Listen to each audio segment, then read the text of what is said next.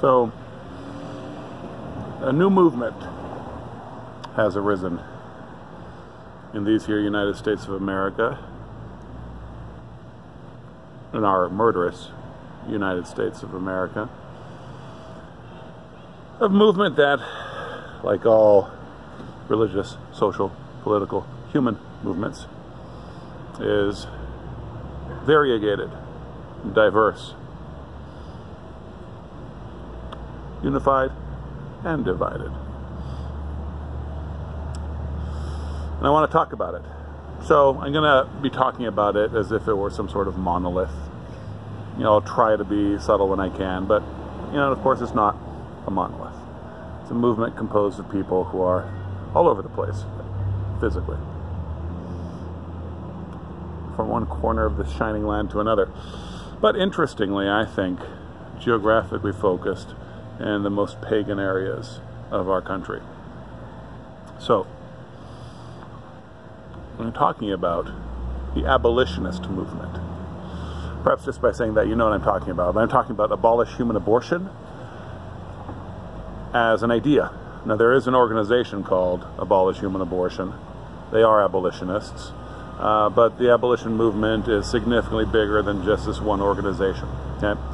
And an abolitionist is one who calls for the complete abolition of abortion. Okay? As opposed to an incremental strategy, which is what they're associating with the pro-life movement, right? So the pro-life movement has tried incremental strategies, has therefore had to compromise, and has therefore become compromised. But an abolitionist is calling for the complete abolition, 100% illegal abortion. Hey look, it's my boys. I'm going to press pause. Sorry about that, lads. I'm here in downtown Greer.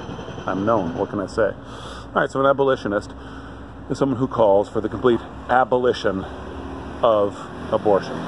It's murder. We need to treat it as murder, and we have to fight it in any manifestation. Right? Okay, so here's where I agree with the abolitionist movement. The fight against abortion needed to be radicalized, and I am glad these guys exist. I say these guys, which immediately tells you I don't identify myself with them particularly.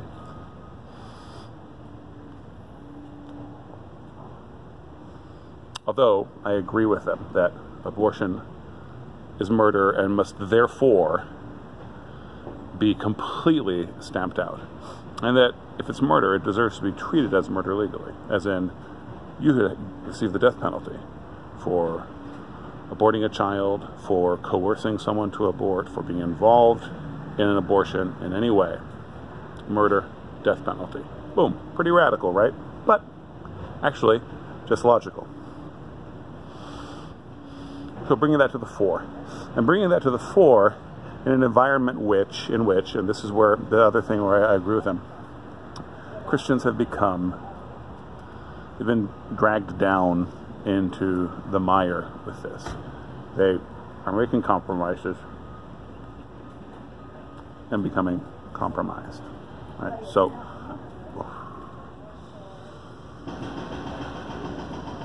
we've become lobbyists. People who are fighting abortion have become lobbyists. We need to be much more radical. We need to realize that it's a fight. A real fight for the lives of innocents. So again, I agree with the idea that the fight against abortion needed to be radicalized. Thank you for doing that. And that the last couple of generations of the fight against abortion have simply been, well, they've been corrupt. Let's just use the word corrupt. Okay, great. But here's where my departure happens. So the abolition movement is becoming more and more prominent and more important. Thank God. I think this is a very good thing. They're being noticed by media outlets. They're being very savvy about how they use social media themselves They're getting out and they're doing things, and they're doing unusual things. They're not adopting the same strategies and tactics that the pro-life movement has been using. So they're getting noticed.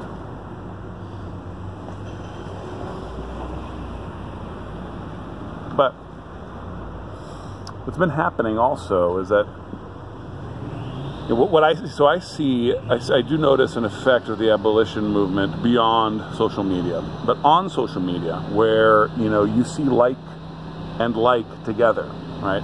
If Facebook thinks that you are a Republican, they're going to show you more Republican things. If Facebook thinks you like wine, you're going to see wine-related ads. If Facebook notices that you like more of this kind of article than that, you're going to see more of that kind of article. So you see like. You see like with like. So conservative Christians are seeing more, and I am seeing more of these abolitionists on social media. As individuals, acting as individuals. And what I am seeing a lot of, that's extremely tiresome, is equal amounts of energy and time spent attacking pro-lifers. Okay? And where pro-life used to be the generic term to encompass anyone who fought against abortion, and I agree, it was kind of a stupid term, it did at least seize the rhetorical high ground, right? If I'm pro-life, then you're anti-life. Well, they have identified, basically, they talk as if there are two kinds of people against abortion, who fight against abortion. Abolitionists, who are only for strategies and tactics that call for the complete abolition. Nothing partial at any point. And anyone else who doesn't think that any work against abortion must be exclusively oriented to the 100% abolition immediately is labeled pro-life. So pro-life is everybody else. And they attack pro-life people, stories, ideas, legislation.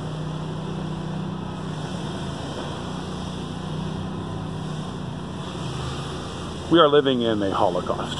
That's what we're doing. We're passing through a Holocaust in this country. Millions of babies are being slaughtered. So I think, people often bring up Nazi Germany in a relevant way. And I'm going to do that too. Look,